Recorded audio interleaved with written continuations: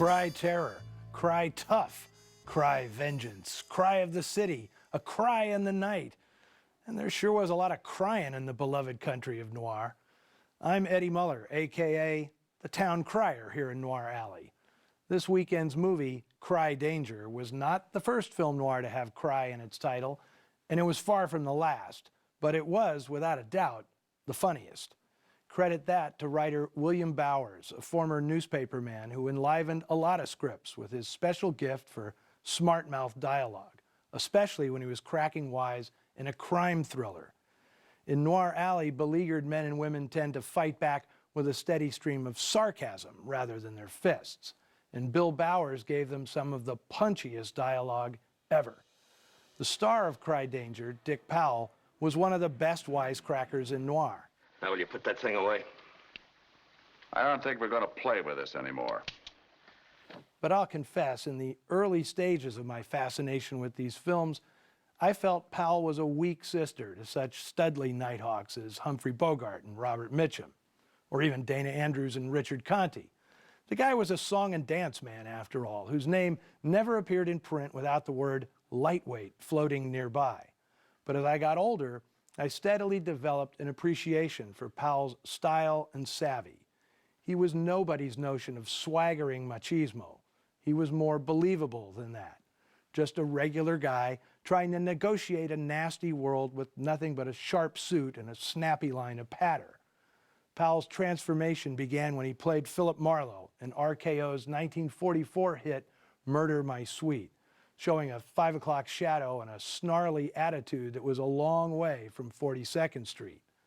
In no time, he'd made an impact on the genre, starring in Cornered, Johnny O'Clock, To the Ends of the Earth, and the masterful Pitfall, which we'll be showing here in Noir Alley in June.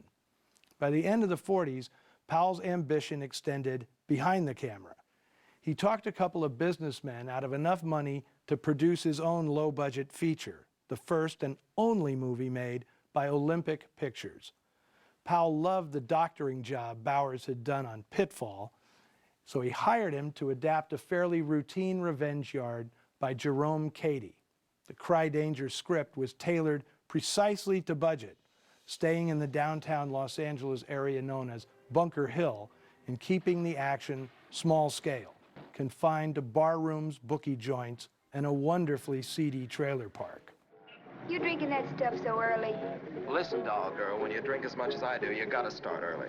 Powell also saved some dough by getting a first-timer to direct. Not that Robert Parrish didn't have a great reputation, but it was for film editing, not directing. He'd won an Oscar for cutting the 1947 boxing classic Body and Soul, and he also edited the 1949 Best Picture winner, All the King's Men, both directed by Robert Rossen. But then, thanks to Dick Powell, he left the editing room for the director's chair. In his maiden effort, Parrish shows great ease in his staging, letting the actors move naturally through scenes, many of which were shot in actual Bunker Hill locations. Actor Richard Erdman has perhaps his best role ever as Powell's dipso sidekick, DeLong.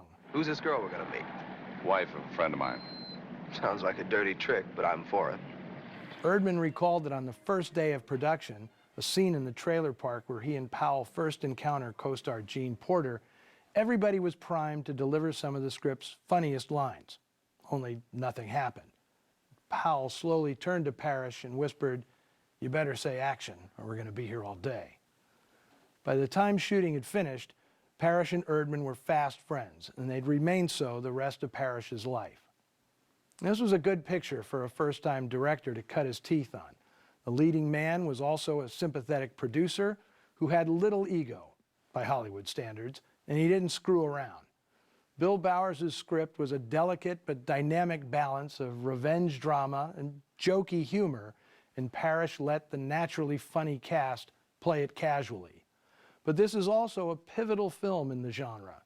It showed the embittered noir anti-hero of the 1940s moving from the darkness into the light, both figuratively and literally. Cry Danger is sunnier and funnier than most film noir, although it still packs a nice little punch. Powell's face-offs with William Conrad, for example, are memorably mean-spirited. Now, the plot may be routine, an ex-con out for revenge on the crooks who framed him, but Bowers' crackerjack script, Joe Bierach's terrific location photography, and sharp performances from the entire cast make for a thoroughly entertaining film. From 1951, enjoy Cry Danger.